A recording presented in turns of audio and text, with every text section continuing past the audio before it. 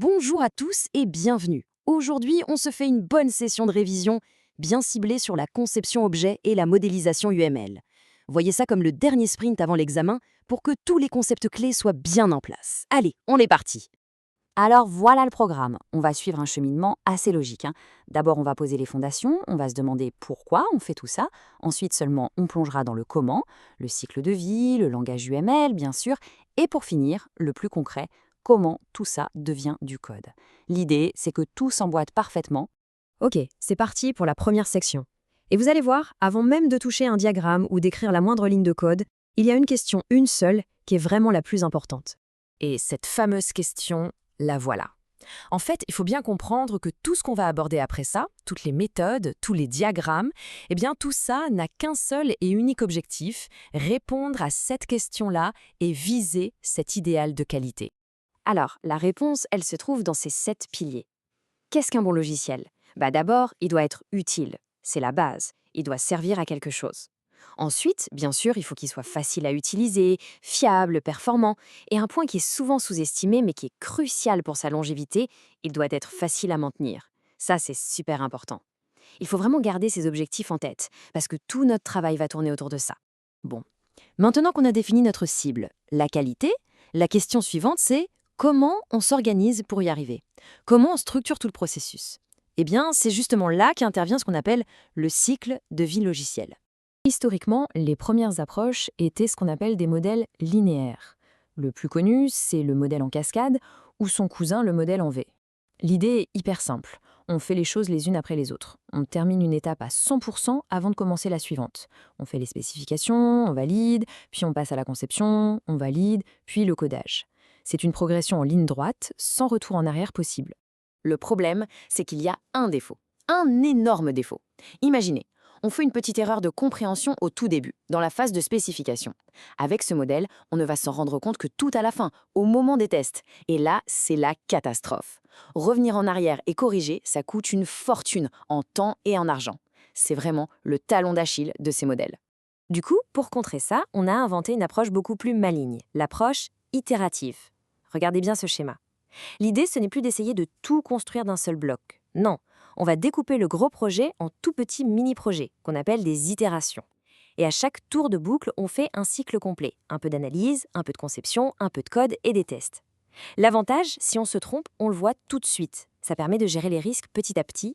Ok, qu'on soit dans un cycle de vie ou un autre, peu importe la méthode, il nous faut quelque chose d'essentiel, un langage commun. Un moyen pour tout le monde de se comprendre et de décrire ce qu'on est en train de fabriquer. Et ce langage, c'est justement UML, l'Unified Modeling Language. C'est un peu comme les plans de l'architecte sur un chantier. Attention, parce que là, on arrive sur un point super important à comprendre. Contrairement à une méthode comme Merise, qui est un package complet avec une démarche et un langage, UML, ce n'est que le langage. C'est une boîte à outils avec des symboles, une grammaire, mais ça ne dit absolument pas comment il faut travailler. C'est pour ça qu'on doit toujours l'associer à un processus de développement, comme RUB ou des méthodes agiles. UML, c'est le vocabulaire, le processus, c'est la méthode. Mais au fait, pourquoi on s'embête à modéliser ? Tout simplement parce que les logiciels, ça devient très vite hyper complexe. La modélisation, c'est un peu l'art de prendre du recul. On crée des vues simplifiées, des abstractions, pour pouvoir discuter du système sans se noyer dans des milliers de lignes de code. C'est faire des plans pour s'assurer que tout le monde est sur la même longueur d'onde.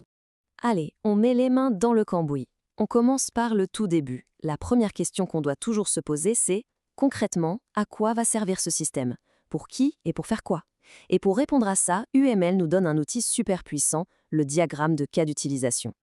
Alors, dans ce diagramme, le premier élément qu'on rencontre, c'est l'acteur, ce petit bonhomme stylisé. Un acteur, ça représente tout ce qui est extérieur au système, mais qui interagit avec lui. Attention, ça peut être un être humain, comme un client ou un administrateur, mais ça peut tout aussi bien être un autre logiciel qui vient communiquer avec le nôtre. Le deuxième ingrédient, c'est le cas d'utilisation lui-même, représenté par une ellipse. Un cas d'utilisation, c'est tout simple. Ça décrit une action, une fonctionnalité que le système va fournir à un acteur pour qu'il atteigne un de ses objectifs. Par exemple, s'inscrire à un cours. Le nom doit toujours être un verbe à l'infinitif, c'est une bonne pratique. Et voilà le résultat quand on met tout ça ensemble. Ce qu'on obtient, c'est une sorte de carte, une vue d'hélicoptère de toutes les fonctionnalités du système, mais vue du point de vue de l'utilisateur. On voit en un clin d'œil qui fait quoi, l'étudiant fait ça, l'enseignant fait ça. C'est vraiment le point de départ qui définit le périmètre de ce qu'on doit construire. Bon, maintenant, on a une vision claire de ce que le système doit faire. L'étape suivante, logique, c'est de se demander comment on va le construire à l'intérieur. On va devoir ouvrir le capot. Et pour ça, on passe de la vue fonctionnelle à une vue structurelle, avec l'outil phare du ML, le diagramme de classe. Voilà un exemple typique. Le diagramme de classe, c'est vraiment le plan de construction de notre logiciel. Il décrit la structure statique du système. Il va nous montrer toutes les pièces du puzzle, les briques de base qu'on appelle des classes, et surtout comment ces pièces s'articulent les unes avec les autres. C'est la charpente de notre application. Alors, zoomons sur une de ces briques, la classe. Le plus simple, c'est de la voir comme un plan ou un moule à gâteau. Ce n'est pas le gâteau lui-même, c'est la recette pour en faire. Ce plan se compose de 3 parties. En haut, son nom. Au milieu, ses attributs, c'est-à-dire les informations qu'elle va contenir. Et en bas, ses opérations, c'est-à-dire ce qu'elle est capable de faire. Ok, tout ça, c'est bien joli, ces rectangles, ces flèches, mais la question qu'on se pose tous, c'est comment on passe de ce dessin à du code qui fonctionne. On va voir ça tout de suite, et c'est là que la magie opère. C'est là qu'on voit vraiment l'utilité pour le développement. Regardons ce premier exemple, tout simple. On a une classe enseignant et une classe adresse.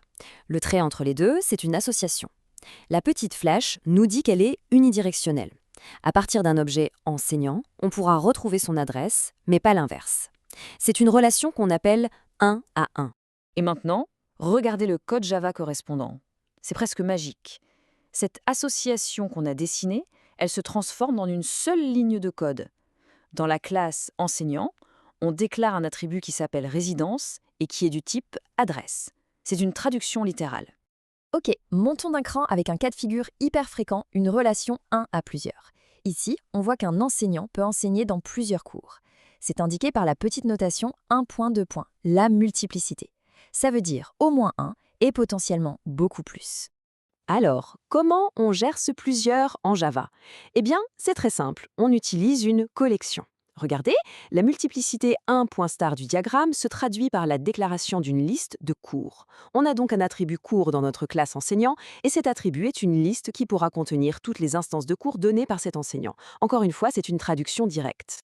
Et pour conclure, je voudrais qu'on se quitte sur une question un peu plus philosophique.